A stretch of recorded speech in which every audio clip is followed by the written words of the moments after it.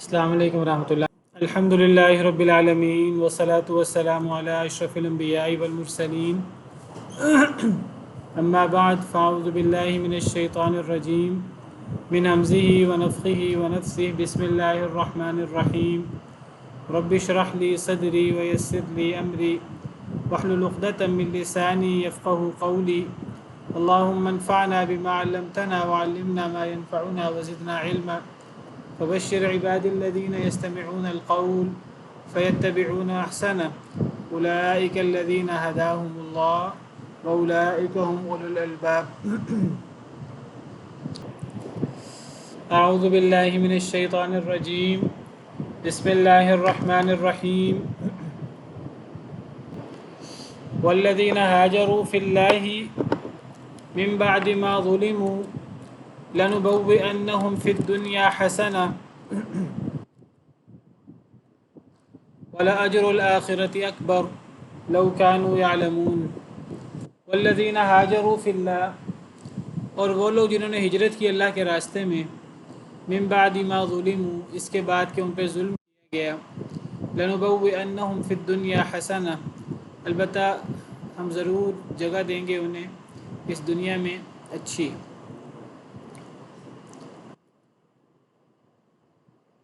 اللہ تعالیٰ اس آیت کریمہ میں ہجرت کا ذکر کر رہے ہیں، اور اللہ فرما رہے ہیں کہ جن لوگوں پر ان کے ایمان لانے کی وجہ سے، مسلمان ہونے کی وجہ سے ظلم و زیادتی ہوتی ہے، کفار ان پہ ظلم زیادتی کرتے ہیں اور انہیں دین کے احکامات پر عمل نہیں کرنے دیتے، تو ایسے لوگ، اگر ان پر ظلم ہو تو ایسے لوگ پھر اللہ کے راستے میں ہجرت کر جائیں، اس علاقے سے نکل کر کسی ایسے علاقے میں چلے جائیں کہ جہاں وہ اپنے دین کے شعائر پر عمل کر سکیں اور انہیں روک ٹوک نہ ہو۔ تو اللہ فرماتے ہیں کہ جو لوگ اللہ کے راستے میں جنہوں نے ہجرت کی، اس کے بعد کہ ان پر ظلم کیا گیا، لنبوئنہم فی الدنیا حسنہ، تو البتہ ہم ضرور جگہ دیں گے انہیں دنیا میں اچھی۔ یعنی اللہ کا وعدہ ہے کہ جو بندہ بھی ہجرت کرے گا، اب انسان سوچتا ہے ہجرت کرتے وقت کہ جہاں میں پیدا ہوا ہوں، جہاں میں پلا بڑھا ہوں، جہاں میری پوری زندگی گزری ہے، تو وہاں میرے رشتہ دار، ماں باپ، رشتہ دار، دوست احباب، دیگر تعلق والے موجود ہیں، وہاں میرا ایک لگا بندہ سلسلہ موجود ہے۔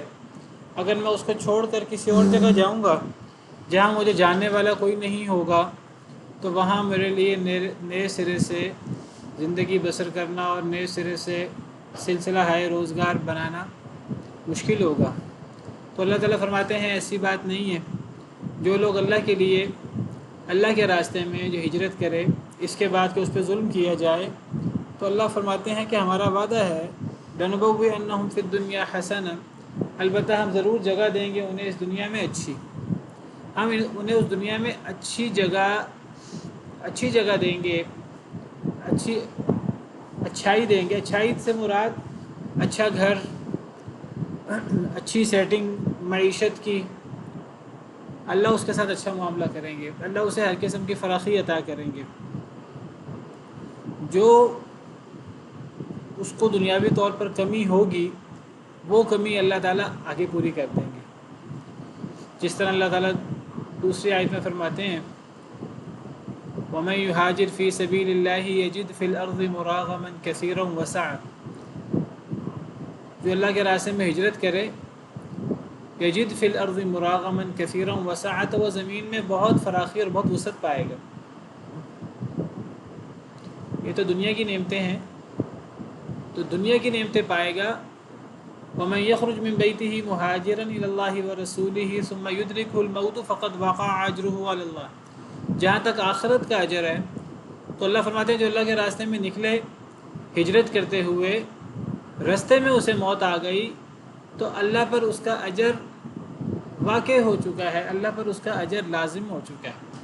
اللہ پر کوئی چیز لازم نہیں کی جا سکتی۔ اللہ اپنے فضل و کرم سے اپنے اوپر کوئی چیز لازم کر لیں تو یہ اللہ کا احسان ہے۔ اللہ فرماتے ہیں کہ میں نے اپنے فضل و کرم سے اپنے اوپر یہ چیز لازم کر دی ہے کہ اس کا اجر میرے ذمے ہے، میں نے اس کا اجر ادا کرنا ہے۔ یہ کون شخص ہے یہ وہ شخص ہے جو ہجرت کے لیے اپنے گھر سے نکلا اور ابھی آگے پہنچ نہیں سکا، رستے میں موت آ گئی۔ تو جو پہنچ گیا آگے، جس نے ہجرت کا عمل پورا کر لیا، یہ تو بھی وہ شخص ہے جو ہجرت کا عمل پورا نہیں کر سکا۔ تو جس نے ہجرت کا عمل پورا کر لیا تو اس کو اللہ کی کتنی مدد ہوگی۔ تو سیدھی سی بات ہے، جو اللہ کے لیے کوئی چیز چھوڑے گا تو اللہ تعالیٰ ایسے بندے کو کبھی بھی بے یار و مددگار نہیں چھوڑیں گے۔ تو اسی کی طرف اللہ اشارہ فرما رہے ہیں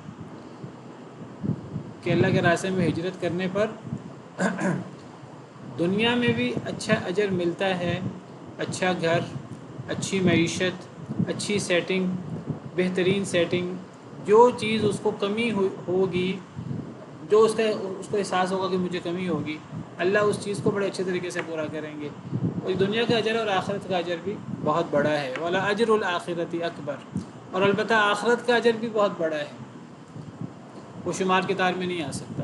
لو کانوا یعلمون، کاش کے لوگ جان لیں، کاش کے لوگوں کو پتہ لگ جائے کہ ہجرت، اللہ کے لیے گھر بار چھوڑنا، اللہ کے لیے کسی چیز چھوڑنے کا اجر اللہ کے ہاں کیا ہے۔ دیکھیے، انسان اللہ کے لیے کوئی چیز چھوڑے نہ چھوڑے، یہ دنیا کئی دفعہ بات ہو چکی ہے، قرآن کریم بھی اس کی طرف دعوت دیتا ہے بار بار۔ یہ دنیا جنت بننے والی نہیں ہے کسی کے لیے بھی۔ اس دنیا میں آزمائشیں ہی آزمائش ہیں، یہ دنیا آزمائش کا گھر ہے۔ اللہ کے راہ میں آزمائش نہیں ہوگی تو دنیا کے راہ میں آزمائش آ جائے گی، اور ہر ایک کو آئے گی۔ مسلمان کو آئے گی تو کافر کو بھی آئے گی، ہر ایک کو آتی ہے۔ تو جب آزمائش آنی ہی ہے، مشکل آنی ہی ہے دنیا میں، دنیا جنت نہیں بن سکتی، تب پھر انسان کو اللہ سے عافیت مانگنی چاہیے۔ لیکن اگر اللہ کے راستے میں وہ مشکل آ جائے تو یہ کتنی بڑی سعادت کی بات ہے۔ اگر ایک انسان اللہ کے لیے صبر کرتے ہوئے خندہ پیشانی سے اس مشکل کو برداشت کرے تو اس کا اجر یعنی بے حساب ہے، اس کا کوئی شمار کتار نہیں ہے اس اجر کا، جو اللہ کے لیے ہجرت کرتا ہے۔ اور قرآن کریم کا اور ہمارے دین کا ایک انداز ہے کہ جہاں اللہ تعالیٰ اجر بیان کر دیں وہاں وہ اجر ہوتا ہے، جہاں اللہ اجر بیان نہ کریں اس سے مراد پھر بے حساب اور وافر اجر ہوتا ہے، ایسا اجر جس کو شمار نہیں کیا جا سکتا۔ جیسے اللہ فرماتے ہیں انما یوفی الصابرون اجرهم بغیر حساب، اللہ سوائے اسے کہ نہیں، صبر کرنے والوں کو ان کا اجر بغیر حساب کے ملتا ہے۔ کیا مطلب بغیر حساب کے؟ اللہ کے یہاں تو کوئی چیز بغیر حساب کے نہیں ہے۔ بغیر حساب سے مراد یعنی بے انتہا، جسی کو انتہا نہیں ہے، ہم اس کو دنیا کے پیمانوں سے اس کو ناپا نہیں جا سکتا، وہ اس کو اللہ تعالیٰ تو ایک ایک چیز گن لیتے ہیں۔ اللہ کو تو ایک ایک ذرے کا، ریت کے ذرے کا پتہ ہے، بالوں کی تعداد کا پتہ ہے، کتنے پتے ہیں اور کتنے پتے گرتے ہیں اور کتنی سمندر کی جھاگ ہے، اللہ کو تو ایک ایک بات کا پتہ ہے۔ اللہ کے یہاں کوئی چیز بے حساب نہیں ہے۔ جہاں اللہ اجر کو ذکر کرتے ہیں نا بغیر حساب کے، اس سے مراد بہت زیادہ اجر ہے، اتنا اجر جس کو شمار کے دار میں نہیں لایا جا سکتا۔ اب جب اللہ فرماتے ہیں کہ جو اللہ کے راستے میں نکلے اپنے گھر سے اور موت آ جائے، اس کا اجر اللہ پہ واقع ہو چکا، یعنی اللہ نے یہ بتایا اس کا اجر ہے، کتنا ہے نہیں بتایا، بس اللہ نے یہ بتایا اللہ پر اس کا اجر طے ہو چکا ہے، اللہ نے اپنے فضل و کرم سے اپنے ذمے اس کا اجر لے لیا ہے۔ اب کتنا ہے تو یہ بے شمار ہے، یہ وہی ہے انما یوفی الصابرون اجرهم بغیر حساب۔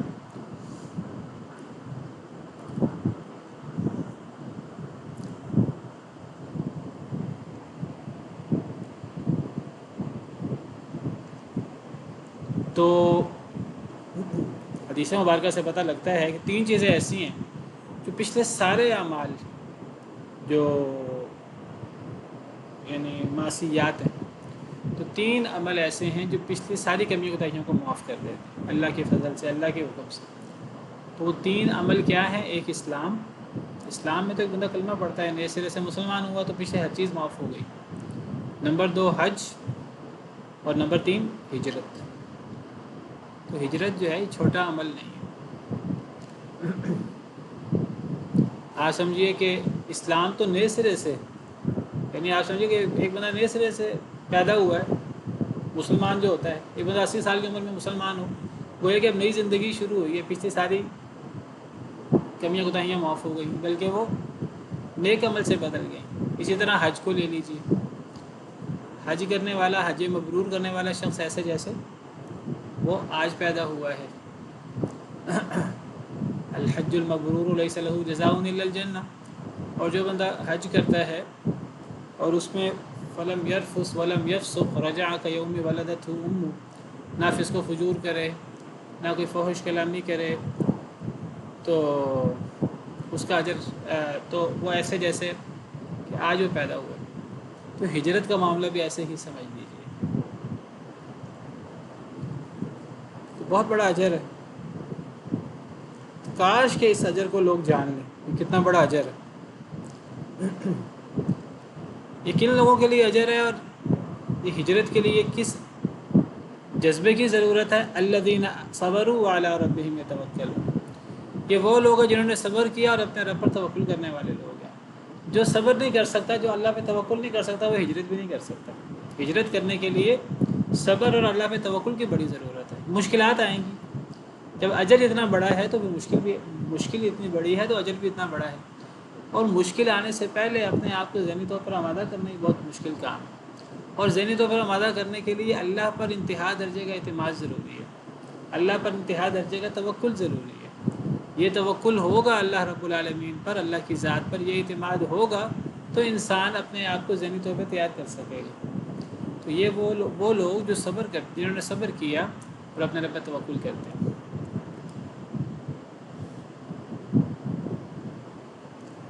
وما ارسلنا من قبل، حدیث مبارکہ من ترک شیئا للہ عوضہ اللہ، جو اللہ کے لیے کوئی چیز چھوڑے تو اللہ اس کو لازماً اس کا بدلہ عطا کریں گے۔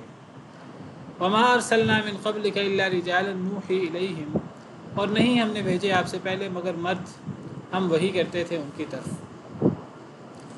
فاسألوا اہل الذکر ان کنتم لا تعلمون، بس سوال کرو اہل کتاب سے، اہل ذکر سے، ان کنتم لا تعلمون، اگر تم جانتے نہیں ہو۔ اب یہاں اللہ تعالیٰ ایک اور عقیدے کا مسئلہ بیان فرما رہے ہیں۔ مکی صورتوں کے اندر عقیدے پہ بات ہوتی ہے، جو شبہات پھیلائے جاتے ہیں غیر مسلموں کی طرف سے، ان شبہات کا رد کیا جاتا ہے۔ تو اب ایک بڑا اعتراض کفار کا، جس طرح پیچھے ہم نے شرک کے بارے میں ان کو شبہات، اس کا رد پڑا، کس طرح انہوں نے غیر اللہ کو معبود بنایا ہوا، اللہ نے اس کا رد کیا ہے کہ وہ تو پیدا ہی نہیں کچھ کر سکتے، بلکہ وہ تو خود پیدا کیے گئے ہیں۔ پھر ہم نے پڑھا کہ جو لوگ آخرت کا انکار کرتے تھے تو اللہ تعالیٰ نے قسم کھا کر فرمایا بلا وعدن علیہ حقا، اللہ پر سچا وعدہ ہے کہ آخرت قائم ہو کر رہے گی، اور اللہ تو کن کہہ کر ہر کام کر سکتے ہیں، اللہ کے لیے کیا مشکل ہے۔ اور پھر اب اللہ تعالیٰ یہاں ایک تیسرا بڑا مسئلہ جو مشرکین مکہ کا جس پر اعتراض تھا بہت بڑا، اور وہ اعتراض تھا کہ ہم نبی کو تب نبی مانیں گے جب وہ فرشتہ ہو، جب وہ انسان نہ ہو۔ انسان پر وحی کیسے ہو سکتی ہے؟ یہ کیسے ہو سکتا ہے کہ ایک انسان ہم ہی جیسا، ہم ہی میں رہنے والا، وہ کہے کہ جی میرا رابطہ ہو گیا ہے جہان علوی سے، آسمان سے، اور مجھ پر وحی آتی ہے؟ یہ کیسے ہو سکتا ہے؟ اگر اس پر وحی آتی تو ہم پر کیوں نہیں آتی؟ ہمیں پتہ کیوں نہیں لگتا؟ ایک انسان کا عالم بالا سے کیسے رابطہ ہو سکتا ہے؟ تو یہ وحی جو ہے ان کا یہ اعتراض ہے۔ وہ کہتے تھے کہ وحی کا امکان ہو سکتا ہے اگر وہ کوئی جن، کوئی فرشتہ آ جائے، وہ کہے کہ مجھ پر وحی ہوئی ہے، اس بات کو تسلیم کیا جا سکتا ہے کیونکہ ہماری طرح انسان نہیں ہے۔ لیکن کوئی انسان دنیا میں رہنے والا وہ کہے کہ مجھ پر وحی آئی ہے، عالم بالا سے میرا رابطہ ہوا ہے، تو یہ چیز تسلیم نہیں کی جا سکتی۔ یہ چیز حواس خمسہ سے ہم اپنے مشاہدے میں ہم اس کو نہیں سمجھ سکتے۔ اگر یہ چیز ممکن ہے تو ہم پر وحی کیوں نہیں ہوتی؟ تو یہ ان کا اعتراض تھا۔ وہ کہتے تھے کہ کوئی فرشتہ ہو وہ یہ دعویٰ کرے پھر تو سمجھ آتی ہے۔ چلو کم از کم وہ کہتے تھے کہ چلو انسان پر وحی ہو سکتی ہے، ہم مان سکتے ہیں، بشرطے کہ اس کے ساتھ کوئی فرشتہ آ جائے۔ جو اس کے ساتھ مل کر ڈرائے. لولا انزل الیہ ملک فیکون معہ نذیرا.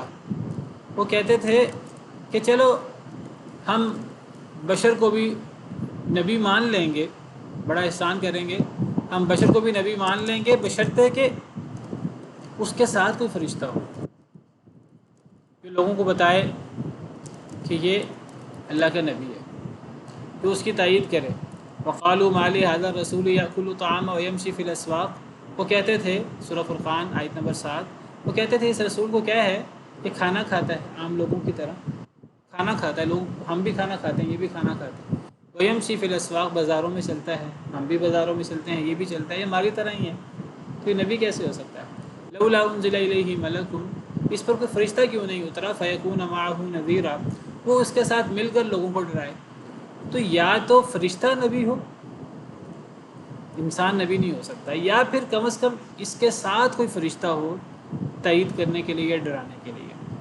یہ کیسے ہو سکتا ہے بقول ان کے کہ کسی انسان کا جو ہم ہی میں سے ہے، ہمارے کنبے قبیلے میں سے ہے، ہم ہی میں پیدا ہوا ہے، ہمارے ساتھ ایک لمبی عمر گزاری ہے، تو ہم اسے جانتے ہیں، ہمیں پلا بڑھا ہے، تو وہ یہ دعویٰ کیسے کر سکتا ہے کہ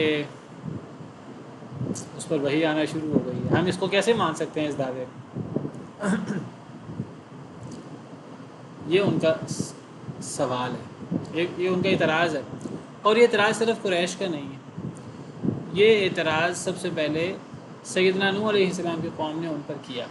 حضرت نوح علیہ السلام پہلے رسول ہیں، ان سے پہلے نبی گزرے ہیں، حضرت آدم علیہ السلام، حضرت ادریس علیہ السلام، ان کا ذکر قرآن میں ہے.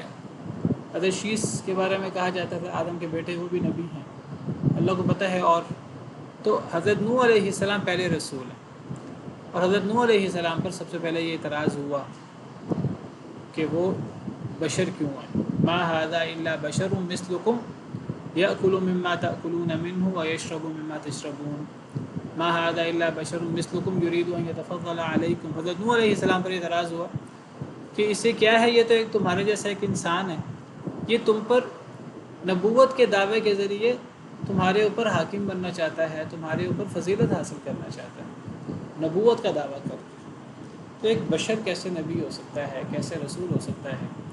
تو یہ اعتراض سیدنا نوح علیہ السلام سے لے کر نبی کریم صلی اللہ علیہ وسلم تک جو ہے، یہ اعتراض ہر نبی اور ہر رسول پر ہوا ہے. قرآن کریم کا مطالعہ کریں تو قرآن کریم کہتا ہے ہر اس کے بعد تو ہر نبی پر، ہر رسول پر یہ اعتراض ہوا. اور ان کی منطق کیا تھی؟ منطق یہی تھی کہ انسان کا عالم بالا سے کیسے رابطہ ہو سکتا ہے. اللہ نے اس کا جواب کیا دیا ہے؟ اللہ نے اس کا جواب دیا فاسألوا اہل الذکر ان کنتم لا تعلمون. تم اہل ذکر سے پوچھ لو اگر تم نہیں جانتے.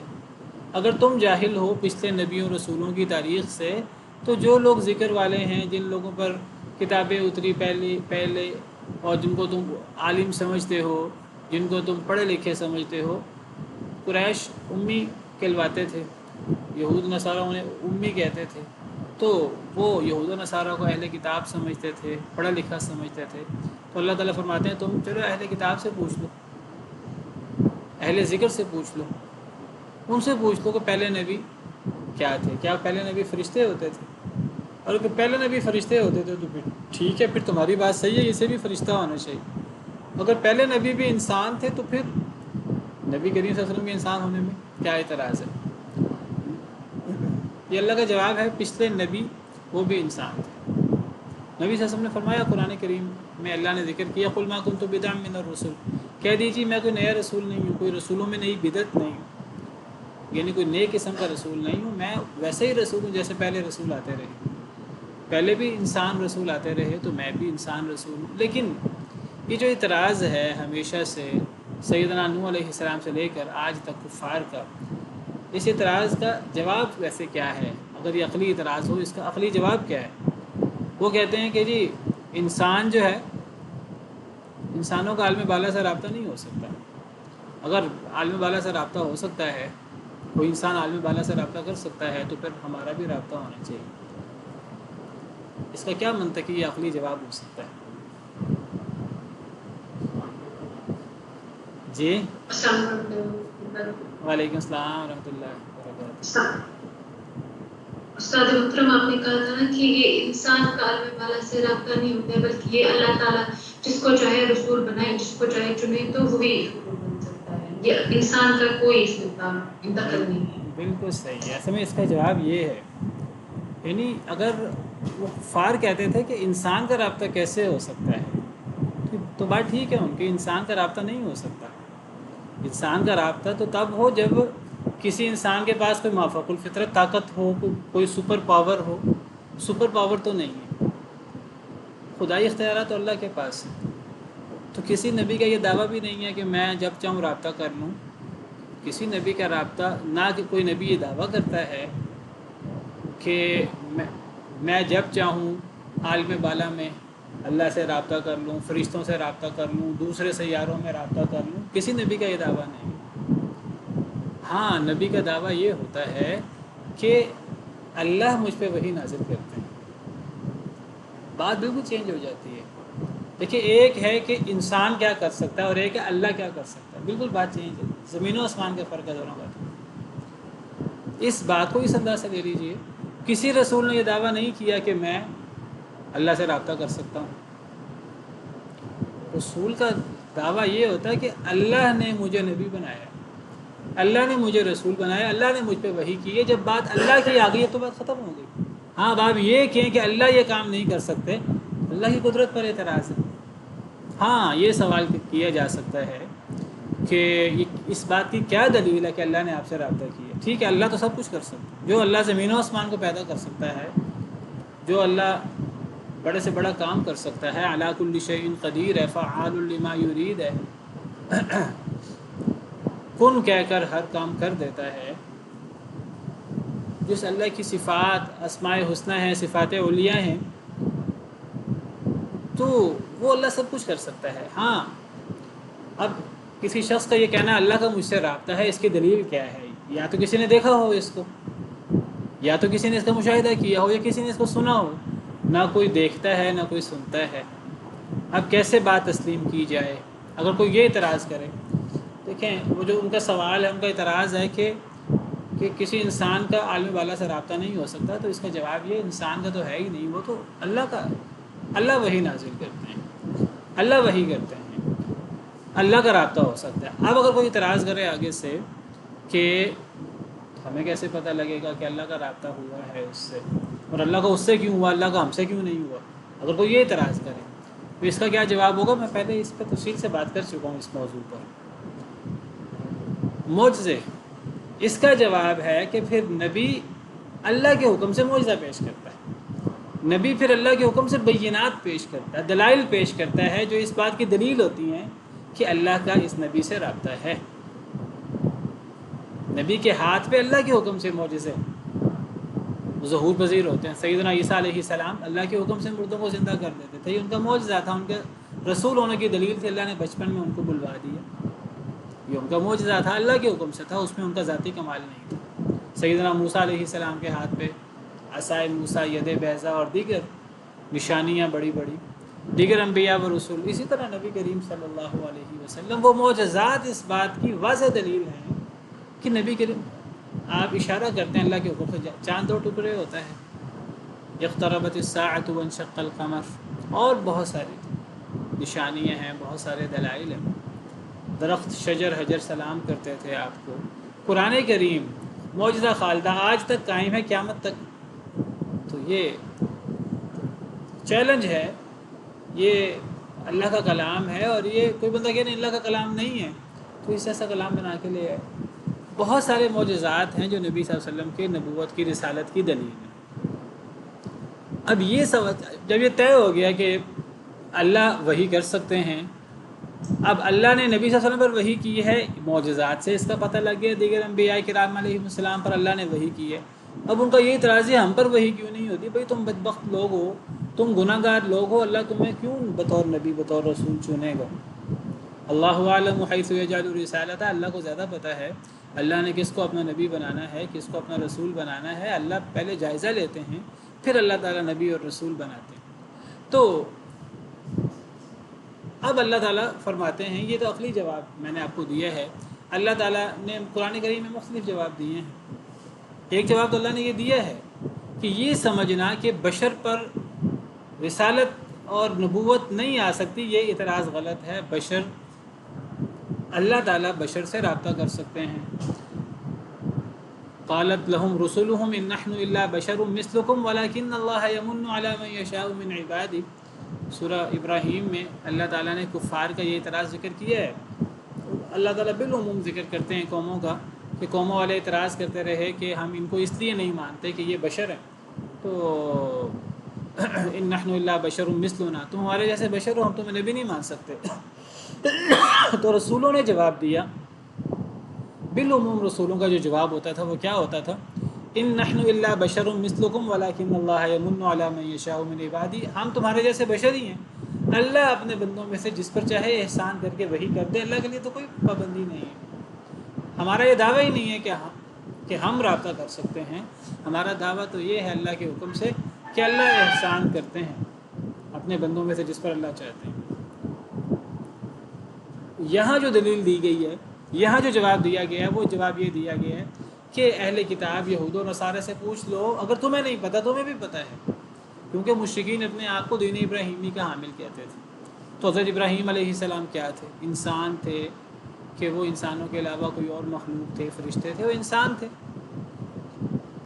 ان یہود و نصارہ سے پوچھ لو کہ حضرت موسیٰ، حضرت عیسیٰ کیا تھے، حضرت موسیٰ کے بعد آنے والے سارے انبیاء و رسول کیا تھے؟ سارے انسان تھے۔ دیکھیے، جب کوئی اصل میں کفار کا جو اعتراض ہے کہ نبی انسان کیوں ہوتے ہیں، یہ اصل میں اعتراض ہے ہی نہیں۔ ذرا غور کریں تو کفار کو بھی اندر سے پتہ ہے کہ اصل میں بندہ اعتراض جیسے مرضی کر لے کہ اللہ جس پر چاہے وہی نازل کر دے، کفار کو بھی اس بات کو پتہ ہے۔ نہ ماننا ہو تو نہ ماننے کے لیے کوئی بہانہ چاہیے۔ اب یہ ایک بہانہ ہے، ایک ڈھکوسلہ ہے کہ جی تم تو بشر ہو، ہم تمہیں نبی نہیں مان سکتے، ورنہ کیا کفار کو نہیں پتا حضرت ابراہیم علیہ السلام نبی تھے، انسان تھے؟ اچھا، یہی یہود و نصارہ یہ اپنے نبیوں کو مانتے ہیں، یہی یہود و نصارہ نبی صلی اللہ علیہ وسلم کے بشر ہونے پر بھی اعتراض کرتے ہیں۔ یہود نے بھی نبی صلی اللہ علیہ وسلم کے بشر ہونے پر اعتراض کیا قرآن میں، حالانکہ ان کو پتہ ہے ان کے نبی بشر تھے، اور قریش کو پتہ ہے سیدنا ابراہیم، سیدنا اسماعیل کو قریش مانتے تھے، اپنے آپ کو بنی اسماعیل کہتے تھے، تو یہ دونوں بشر تھے۔ تو اللہ فرماتے ہیں بس سوال کرو اہل ذکر سے، یعنی کتابوں والوں سے، ان کنتم لا تعلمون، اگر تم نہیں جانتے۔ پچھلے نبی بھی انسان تھے، تو نبی صلی اللہ علیہ وسلم بھی انسان ہے۔ تو اللہ تعالیٰ فرماتے ہیں کہ پوچھ لو اہل ذکر سے، اہل کتاب سے، اگر تم نہیں جانتے ان سے پوچھ لو۔ یعنی کیا پوچھ لو؟ کہ پچھلے سارے نبی وہ کیا تھے؟ انسان تھے۔ یہاں انسان سے مراد مرد تھے، وما ارسلنا من قبلک الا رجالا، نہیں ہم نے بھیجے آپ سے پہلے مگر مرد، ہم وہی کرتے تھے ان کی طرف۔ تو یہاں مرد سے مراد انسان اور انسانوں میں مرد، ورنہ رجال کا اطلاق یعنی مذکر پہ ہوتا ہے، چاہے وہ جنوں میں ہوں یا کسی اور۔ تو یہاں مراد مردوں سے انسان مرد ہیں، سارے نبی انسان تھے اور وہ مرد بھی تھے، کوئی عورت بھی نبی نہیں ہو سکتی۔ تو پچھلے سارے نبی انسان تھے، اور اگر تمہیں اس بات میں کوئی ڈاؤٹ ہے، کوئی شک ہے، تو اہل کتاب سے پوچھ لو،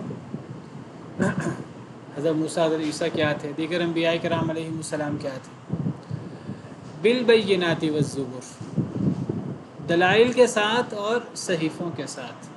کیا مطلب دلائل کے ساتھ اور صحیفوں کے ساتھ؟ یعنی پیچھے نبیوں کے بھیجنے کا ذکر ہے کہ اللہ نے نبیوں کو بھیجا، نہیں ہم نے بھیجا نبیوں کو مگر مرد تھے، ہم ان کی طرف وحی کرتے تھے۔ جو اللہ نے نبیوں کو بھیجا جو مرد تھے اور جن پر اللہ کی طرف سے وحی ہوتی تھی، تو یہ نبی اللہ نے ان کو حق کے ساتھ بھیجا، اور ان نبیوں کو اللہ نے کس کے ساتھ بھیجا؟ ان کو اللہ نے دلائل کے ساتھ بھیجا۔ بالبینات والزبر کا تعلق وما ارسلنا من قبلک کے ساتھ، یعنی مطلب کیا ہوا کہ نہیں بھیجے ہم نے آپ سے پہلے مگر مرد، آپ سے پہلے جتنے نبی تھے سارے انسان تھے، اور انسانوں میں سے بھی مرد تھے، اور ان پر ہم وحی کرتے تھے، اور ہم نے جو بھیجا آپ سے پہلے انسانوں کو، مردوں کو، تو ہم نے ان کو دلائل کے ساتھ بھیجا، ہم نے ان کو صحیفوں کے ساتھ بھیجا، ہم نے ان کو حق کے ساتھ بھیجا۔ تو بالبینات والزبر کا تعلق وما ارسلنا من قبلک کے ساتھ۔ وَأَنزَلْنَا إِلَيْكَ الذِّكْرَ لِتُبَيِّنَ لِلنَّاسِ، اور نازل کیا ہم نے آپ کی طرف بھی ذکر۔ اب جب یہ بات طے ہو گئی کہ پچھلے نبی سارے کے سارے انسان تھے، اور نبی کریم صلی اللہ علیہ وسلم کے انسان ہونے میں بھی کوئی اعتراض نہیں ہو سکتا، اب اللہ فرما رہے ہیں کہ جس طرح ہم نے پچھلے انبیاء کرام علیہ السلام پر بینات بھیجی تھی اور صحیفے بھیجے تھے، تو اسی طرح اے نبی صلی اللہ علیہ وسلم ہم نے آپ پر بھی ذکر نازل کیا ہے، یعنی قرآن۔ آپ پر بھی قرآن نازل ہوا ہے جو پچھلی تمام کتابوں کی سردار کہہ لیں، پچھلی تمام کتابوں کی تصدیق کرنے والا، پچھلی تمام کتابوں پر مہیمن ہے، خاتم الکتب ہے۔ اور ہم نے نازل کیا آپ کی طرف ذکر کو، یعنی قرآن کو، لِتُبَيِّنَ لِلنَّاسِ مَا نُزِّلَ إِلَيْهِمْ، تاکہ آپ بیان کر دیں لوگوں کے لیے جو نازل کیا گیا لوگوں کی طرف۔ اے نبی صلی اللہ علیہ وسلم ہم نے آپ پر ذکر کو نازل کیا، یعنی قرآن کو کیوں نازل کیا؟ اس لیے کہ یہ قرآن آپ لوگوں کے سامنے بیان کر دیں، یعنی بیان کر دیں کیا مطلب؟ آپ اس قرآن کریم کو لوگوں کے سامنے کھول کھول کر واضح کر دیں۔ وَلَعَلَّهُمْ يَتَفَكَّرُونَ، تاکہ لوگ غور و فکر کر سکیں۔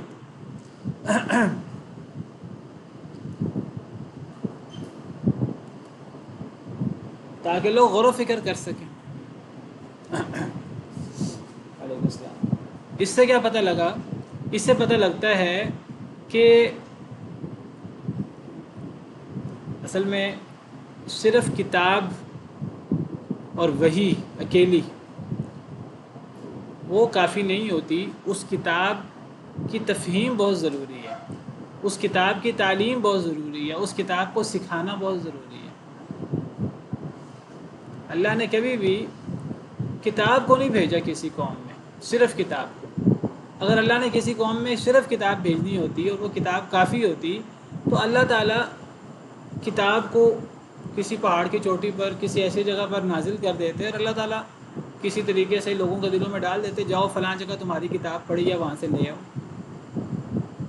اللہ کسی طریقے سے لوگوں میں کتاب کو بھیج سکتے تھے، لیکن اللہ نے صرف کتاب کو لوگوں میں نہیں بھیجا، اللہ نے کتاب کے ساتھ صاحب کتاب کو بھیجا ہے، جو اس بات کی دلیل ہے کہ اس کتاب کی تفہیم میں اور تبیین میں اور تفسیر میں کہیں کوئی سمجھ نہ آئے بات، اور بالکل ہو سکتا ہے سمجھ نہ آئے، تو اس کی وضاحت صاحب کتاب کرے گا اللہ کے حکم سے۔ وہ صاحب کتاب بھی اپنی طرف سے نہیں کرے گا، وہ جو تفسیر کرے گا، تبیین کرے گا، لِتُبَيِّنَ لِلنَّاسِ، وہ جو تبیین کرے گا وہ بھی اللہ کے حکم سے کرے گا، کیونکہ قرآن اللہ کا کلام ہے، اور اللہ کے کلام کو اللہ سے بہتر کون جان سکتا ہے۔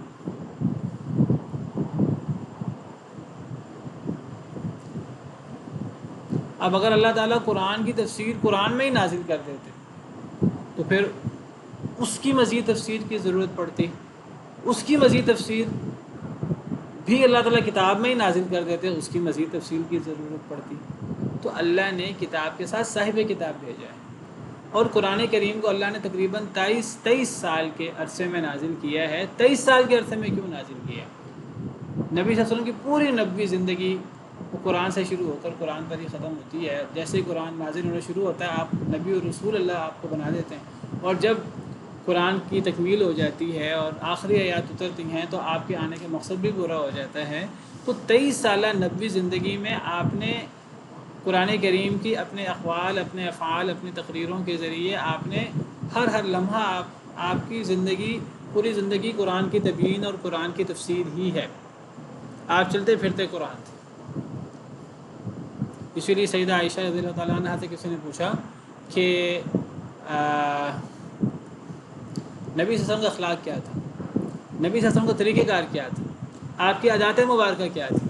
تو سیدہ عائشہ رضی اللہ تعالیٰ عنہ نے فرمایا تم قرآن نہیں پڑھتے۔ آپ صلی اللہ علیہ وسلم تو قرآن کا ہی پرتو تھے، اور قرآن ہی آپ کا اخلاق اور آپ کا طریقہ وہ تھا جو قرآن ہے، قرآن کی عملی تفسیر تھے آپ، کان خلقہ القرآن۔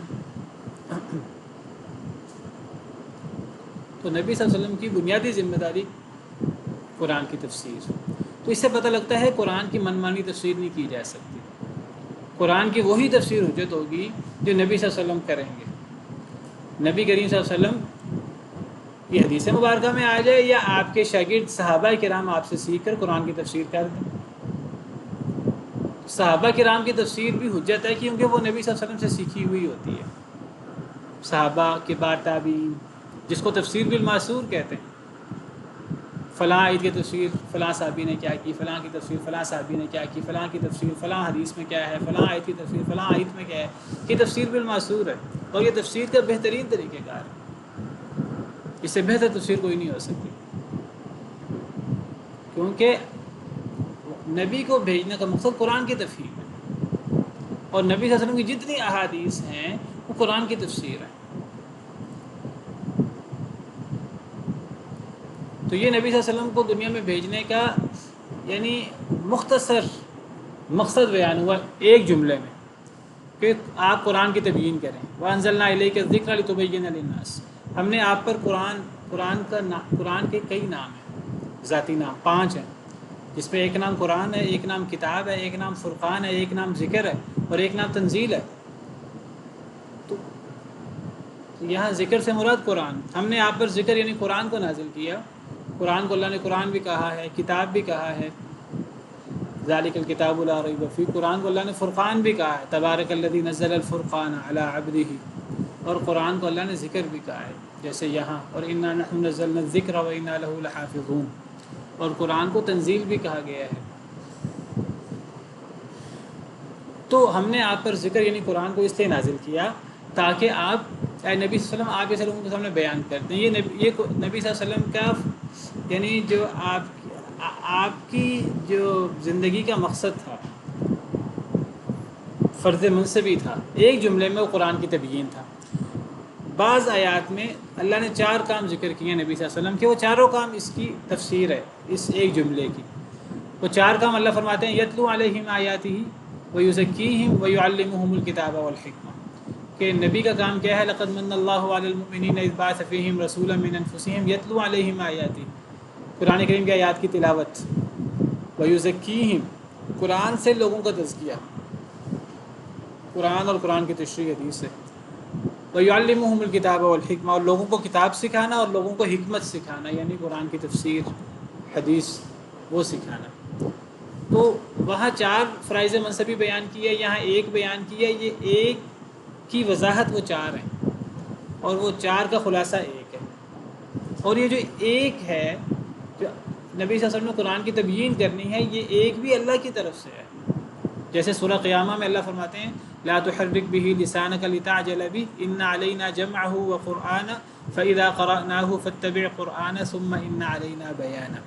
کہ نبی صلی اللہ علیہ وسلم اپنی زبان کو جلدی جلدی حرکت نہ دیں تاکہ آپ جلدی کریں. ان علینا جمعه وقرآنہ، اس قرآن کو جمع کرنا اور اس کو پڑھنا ہماری ذمہ داری ہے. فاذا قرأناه، پس جب ہم اسے پڑھیں، فاتبع قرآنہ، تو آپ اس کو ایک دفعہ دہرا دیں. جب ہم پڑھیں جبریل پر، جبریل آپ کو سنائیں. سارا قرآن جبریل کے واسطے سے آیا، تو یعنی اس میں محذوف ہے. جب ہم پڑھیں جبریل پر، جبریل آپ پر پڑھیں تو آپ ایک دفعہ دہرا دیں. آپ اس کو یاد کرنے کی کوشش نہ کریں.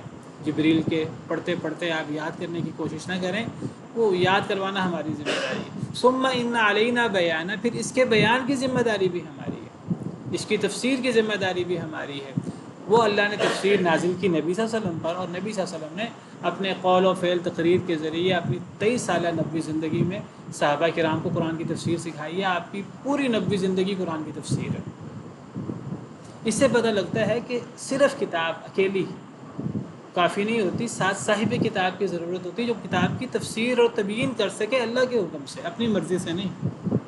اسی طرح کوئی بھی علم ہے، کبھی بھی ایک علم صحیح طریقے سے نہیں سمجھا جا سکتا جب تک اس علم کا استاد ساتھ نہ ہو. صرف علم وہ نہیں سیکھا، ورنہ اللہ تعالیٰ صرف قرآن کو بھیج دیتے، ورنہ اللہ تعالیٰ صرف تورات کو بھیج دیتے، صرف انجیل کو بھیج دیتے. ہر ایک کے ساتھ نبی موجود ہے، ہر وحی کے ساتھ نبی موجود ہے جو اس وحی کو بتاتا ہے.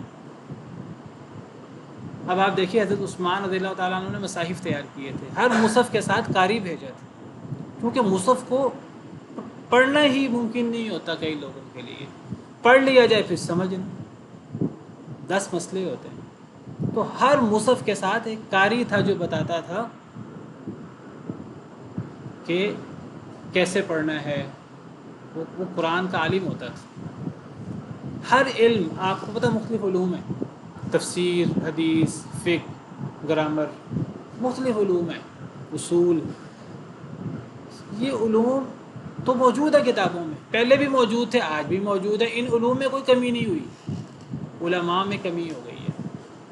آج علم کا کال کیوں پڑ گیا ہے؟ اللہ نے فرمایا کہ قیامت کے قریب علم اٹھ جائے گا۔ کیسے اٹھے گا؟ قرآن حدیث نہیں اٹھیں گے، علماء اٹھ جائیں گے۔ ان اللہ لا ينتزع العلم انتزاعا ينتزعه لا يقبض العلم انتزاعا ينتزعه من قلوب الناس ولكن بقبض العلماء۔ اللہ علم کو ایسے نہیں اٹھاتے کہ لوگوں کے دلوں سے اللہ علم کو اٹھا لیں، علماء کے اٹھنے سے علم اٹھتا ہے۔ میں صرف یہ بتا رہا ہوں کہ علماء کی اور وہ جو صاحب علم ہے اس کی کتنی اہمیت ہے۔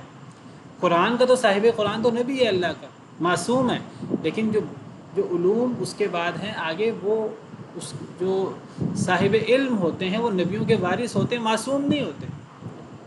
ان کی وہی بات حجت ہوگی جو کتاب و سنت کے مطابق ہوگی، لیکن وہ اہم بہت زیادہ ہیں۔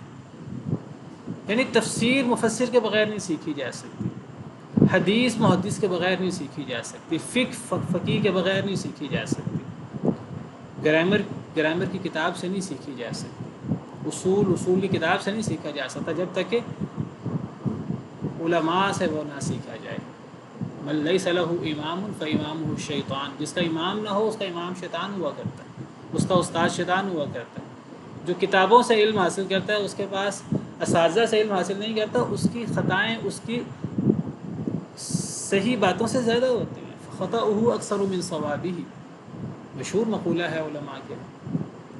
جو صرف کتابی علم حاصل کرتا ہے اس کی خطائیں، اس کی غلطیاں اس کی صحیح باتوں سے زیادہ ہوتی ہیں۔ مسئلہ یہ کہ اگر کوئی اشکال پیدا ہوگا تو وہ کتاب تو بول کر اپنا اشکال حل نہیں کرے گی، کتاب میں ہی اس کا جواب موجود ہے کسی اور جگہ پر، کتاب تو نہیں کھول کر بتائے گی کہ فلاں جگہ پر یہاں یہ آئی تھا، یہاں یہ آئی تھا، وہ کتاب نہیں بتائے گی، وہ کتاب صاحب کتاب بتائے گا۔ یہ بہت اہم بات ہے۔ جتنے علوم آپ دیکھ لیجئے، علماء نے ہر علم پر طبقات کی کتابیں لکھی ہیں۔ مفسرین ان کے طبقات ہیں، فلاں مفسر تھے ان کے یہ حالات ہیں، اور فلاں محدثین ہیں ان کے طبقات کی کتابیں ہیں، محدثین کے یہ حالات ہیں، فقہاء کے یہ حالات ہیں، قراء کے یہ حالات ہیں، نحویوں کے یہ حالات ہیں، فلاں کے یہ حالات ہیں۔ آج کیا ہے جی؟ قرآن کی بڑی اہمیت ہے، حدیث جی ہم قربان حدیث پر، تو صاحب قرآن اور صاحب حدیث علماء، ان کی قدر و قیمت، علماء بھی علماء حق ہوں اور قربانیاں دینے والے ہوں اور کتاب و سنت پر عمل کرنے والے ہوں، کما حقہ، بہت مقام ہے، بہت مرتبہ ہے، اتنا مرتبہ ہے کہ نبی کریم صلی اللہ علیہ وسلم نے فرمایا کہ فضل العالم علی العابد کہ فضل علی ادناکم، ایک عالم کی فضیلت ایک عابد پر، عابد کون ہے؟ جو ایک اچھا مسلمان ہے لیکن خود عالم نہیں ہے، اچھا مسلمان ہے، راتوں کو قیام کرتا ہے، دنوں کو روزے رکھتا ہے، اچھا مسلمان ہے۔ تو فرمایا ایک عالم کی فضیلت ایک عابد پر ایسے جیسے میری فضیلت ایک ادنا امتی پر۔ علماء انبیاء کے وارث ہوتے ہیں، علماء حق۔ تو کتاب اکیلی نہیں، کتاب کے ساتھ صاحب کتاب، ہر علم کے ساتھ صاحب علم۔ وہ علم صاحب علم کے بغیر سمجھ میں بھی نہیں آ سکتا، سادہ اس کو سمجھا جا سکتا ہے لیکن اس کی گہری باتیں وہ علماء سے ہی سیکھی جا سکتی ہیں۔ سبحان ربک رب العزت عما یصفون وسلام علی المرسلین والحمد للہ رب العالمین۔